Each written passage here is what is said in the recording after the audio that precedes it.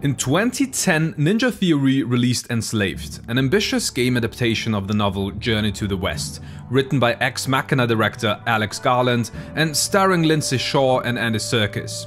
Although critics praised it, the game was considered a commercial failure.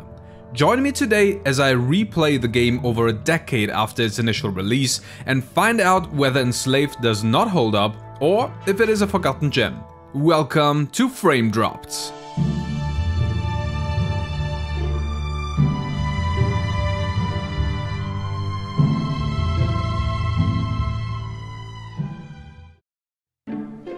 Ninja Theory, which are responsible for games such as Hellblade, Disney Infinity and the Devil May Cry reboot, is a well-respected developer which still continues to work on ambitious projects, now under Microsoft's umbrella.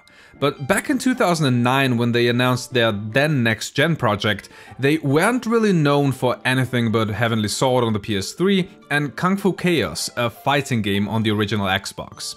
After cancelling the development of a sequel to Heavenly Sword, Ninja Theory announced Enslaved Odyssey to the West, a project that, as the title suggests, should serve as a loose adaptation of the novel Journey to the West, one of the most influential works in Chinese literature that, before Enslaved, inspired the stories to many pieces of pop culture that we know today, for example a little story called Dragon Ball.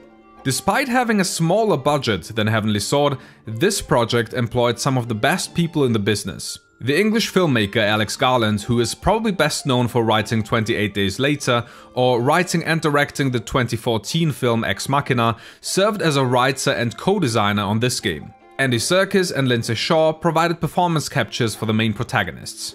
The interesting thing is that, although Enslaved was critically acclaimed, it only sold about 730,000 copies in its entire lifespan, which is definitely not a lot compared to today's standards, but was still not much in 2010. And sadly, that led to a planned sequel being cancelled. So I was curious to play through the game today and reflect on why that might have been the way it was. Enslaved was initially released on PlayStation 3 and Xbox 360, but was later also ported to PC. Today I'm going to play the PS3 version because that's what I have. And that might not have been the best decision, but more on that later. Full disclosure though, I rented Enslaved for a weekend or so around the time it came out and enjoyed it but never finished it. Despite that, the game stayed in my mind until now, and I was really excited to make this video in order to have an excuse to play it again. So, let's get into it. The story of Enslaved is set 150 years in the future. A global war eradicated most human lives on Earth, but what stayed were the combat mechs, who still follow their programming and therefore aim to kill everything in their line of sight. So, not really the best time to enjoy your life if you are a human being. Monkey, portrayed by Andy Serkis, finds himself inside a slave ship.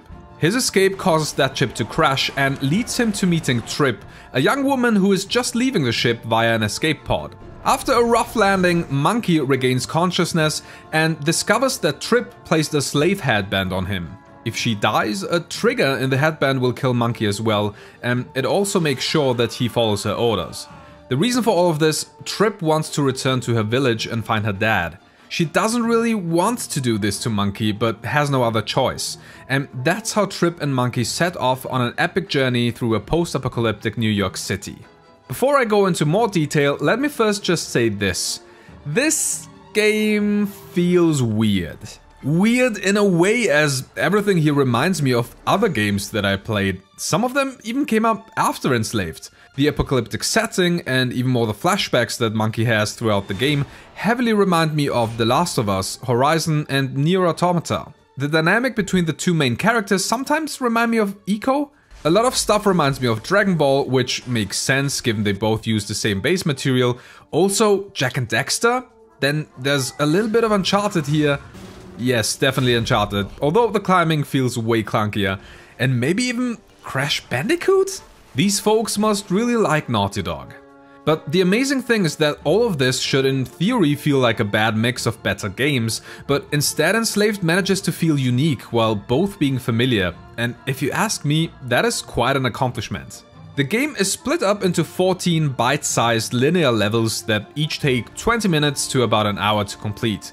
Gameplay-wise, you take control of Monkey, which, apart from traversing the world through climbing, also makes use of various combat skills, a shield, and even a staff that can also shoot lethal and non-lethal projectiles in order to fight various mechs throughout the game.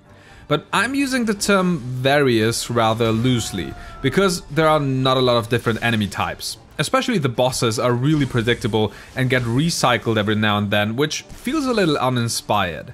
The only reason why that didn't get too tedious for me is because the game is so short and fast-paced. The fighting mechanics also feel good enough for this type of action-adventure. They start out pretty simple, but can feel quite satisfying through upgrading your abilities through a skill tree, though there are some odd choices here and there, such as having to unlock additional combat stats on your screen, rather than it just being a default feature. The currency that you use for unlocking said skills are red tech orbs that are scattered throughout the entire world. That mechanic might just be a leftover from older game generations. Man, to call the PS3 old. I am old. We're all gonna die. Anyways, it doesn't really feel very engaging. Red orbs are everywhere. I felt like having to collect all of them before I even knew what they could do. Follow me, monkey. Hang on, there are some orbs here. Oh, yes.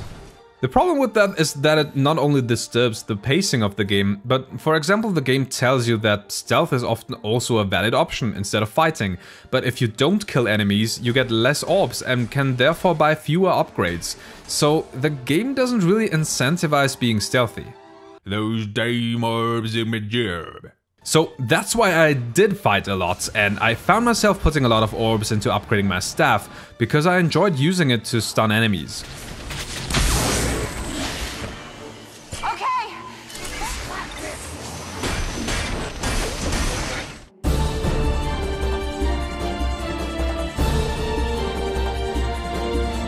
Enslaved also features a lot of gameplay sections that might surprise you because they differ from the things you usually do. And if you have seen any video where I'm talking about Ratchet & Clank, you know that I am a sucker for that shit. The sections where Monkey can ride on his cloud are probably the most noteworthy ones and pretty fun, although there is no explanation as to why Monkey can use it and as to why he can only use it when it's convenient for the plot or the gameplay. There also seem to be a lot of missed opportunities here. For example, Monkey apparently has a motorbike, but only uses it in cutscenes for some reason. It's entirely possible that Ninja Theory had all of these crazy concepts in their head, but couldn't implement all of them because of time and budget constraints. That's definitely how some portions of this game feel. Talking about how it feels to play this game, remember when I said that I wished I hadn't played the PS3 version?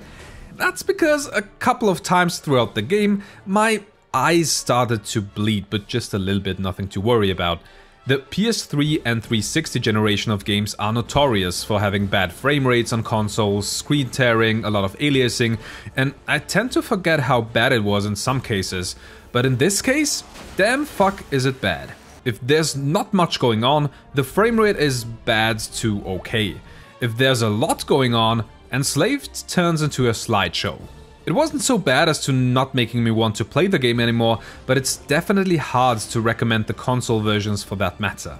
The Xbox version can be played on newer consoles, although it doesn't include any official improvements, and then there is the PC version that does not have a great control scheme, but definitely runs better depending on the hardware, so I would rather go with this one if you are able to choose. In Enslaved's case, that really made me want to have a remaster of that game. Despite all of that, Enslaved looks really good for a game of its time. The apocalyptic New York setting feels incredible, and the soundtrack is absolutely top-notch. Though I feel like the story and its delivery are really the main draw for playing this game, and it probably wouldn't be half as admired by fans if it was only for the gameplay. Andy Serkis delivers an outstanding performance as Monkey and Andy Serkis?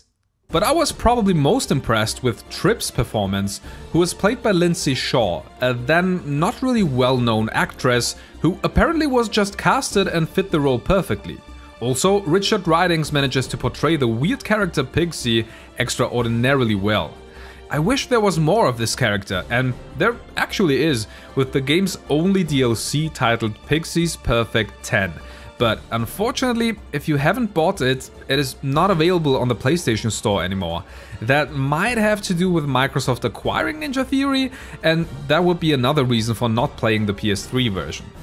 There definitely are some story beats that do not feel as grounded in some spots, such as when Trip, who seems very intelligent, arrives at her father's place with no one around and the defense mechanisms active. It feels so good to be home. I can't wait to see my father again. I get that denial is a coping mechanism, but for me it didn't feel believable that she thought everything was alright until the very end of the chapter. Also, the dynamic between Monkey and Trip feels alright. She doesn't feel like another living target that has to be saved every other second, even during gameplay, and I always like the idea of two different people being forced to work together who then actually start to care for each other. But that change seems to happen a little too fast. I mean, Trip enslaves Monkey, it's in the title, and Monkey just seems to accept that and immediately starts to care for her. Also, for a game that claims to embrace the cinematic aspect of storytelling, some story beats seem very shallow, such as in let's go there, let's do this, let's find a way out. But I get that all of this should be viewed in the context of its time. Most games did this in 2009. Heck, most games still do this now. And even if it sounded like it, I don't think that that's necessarily a bad thing. For every trait that seems cliché, Enslaved script seems to have two more that are believable, human, and just well written. Although there seems to be an explanation for almost everything, even as to why the HUD is on the screen, the script also avoids needless exposition. For example, one time Monkey just casually mentions that his parents were killed in a mech attack. In a world where everything has gone to hell, that is probably a thing that a lot of people would just mention as if it were nothing special, so it feels believable in the context of this world. We get to know Monkey a little better, while still not dwelling on background info that is not essential for the plot. Despite the often serious tone, the characters in Enslaved often have human conversations, which can also be wacky. I mean, they included a penis joke, so that alone makes the game a 10 out of 10 for me. Monkey, would you mind shifting your left arm slightly? I don't really see how I can. It's just your hand is right on my penis.